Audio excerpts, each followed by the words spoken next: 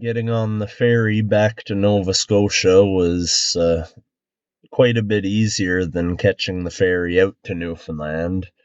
A lot more straightforward and same process, but just faster overall. It's $160 each way for a ticket and a vehicle, which isn't really too bad, but it's a little bit pricey. But for how long the boat ride is, I can understand them needing to charge that much to just for the fuel to get all of these vehicles across such a big chunk of ocean. So I got up bright and early and got down there right on time and got in line, and before I knew it, I was on the boat.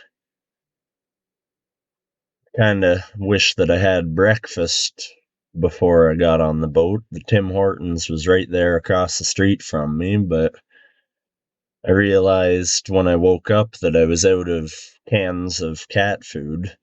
So I went into Canadian Tire, got some food for the kitty cat, because I like for her to eat pretty good. It's only $1 a can, and a can a day. That's not too pricey for her to be really living it up.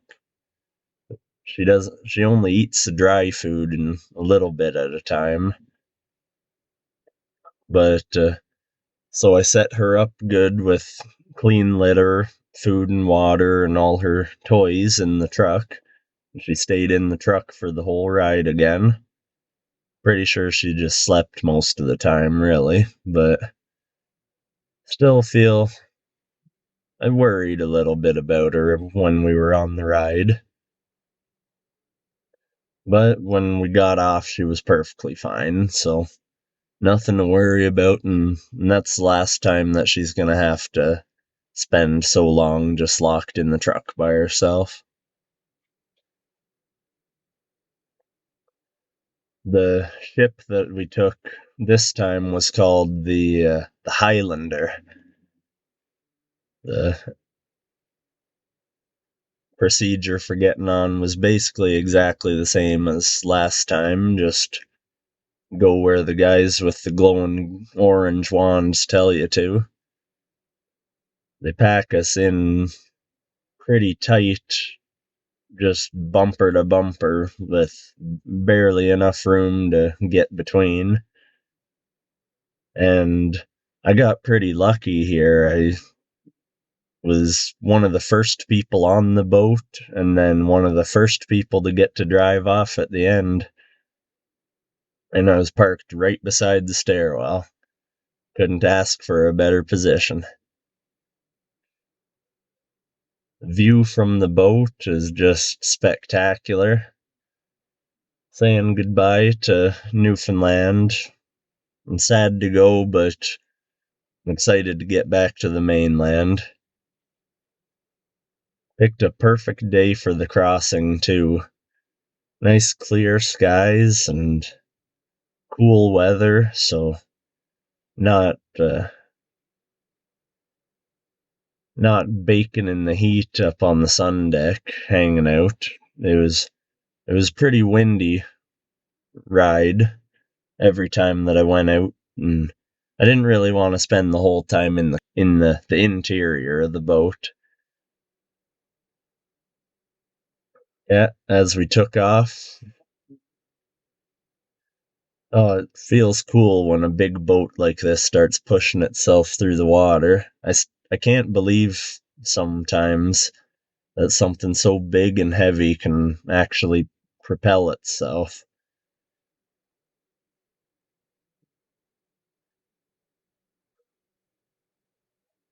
Yeah, watching the last few rocks disappear behind us is, well, it's sad to go. I'll be back one day, though. I get why the license plates on the cars here in Newfoundland say "come home" on them.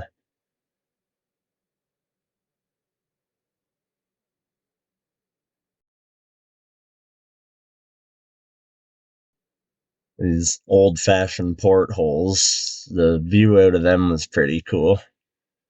But I spent most of my time on the outer deck, hanging out in the smoking section and reading a book up on the sun deck.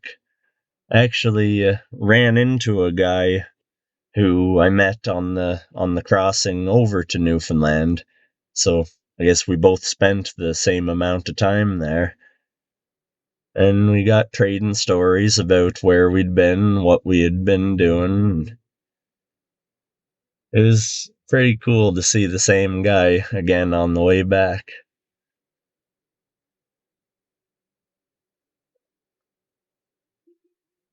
And then it was real nice to see land appear again when we got back to Nova Scotia. There was a Carnival cruise ship in port there, just leaving as we were approaching. And this cruise ship had a water slide on it. Something else, I tell you.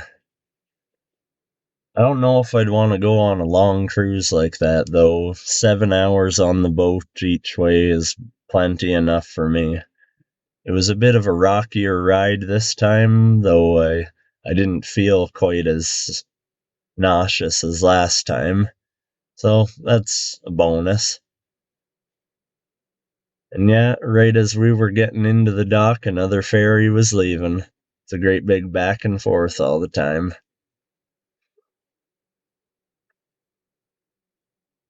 It was one of the first vehicles off of the boat. It was real lucky timing of where I got my parking spot on there.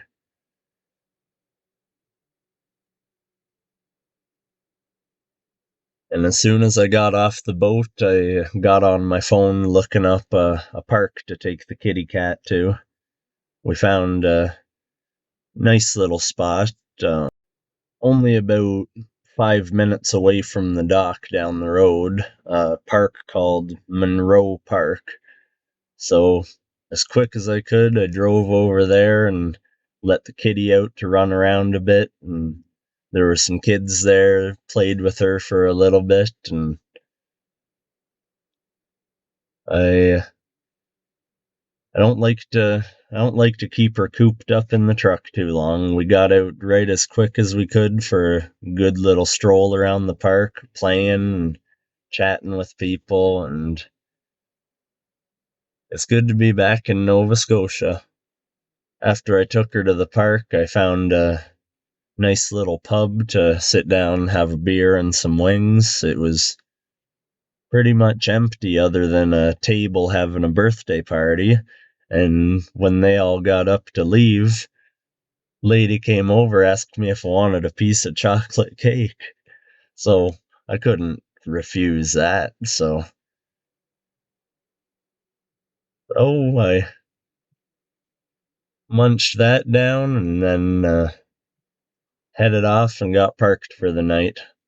I'm in the same Walmart parking lot that I parked in on my way eastbound, and I'm not sure where we're going in the morning.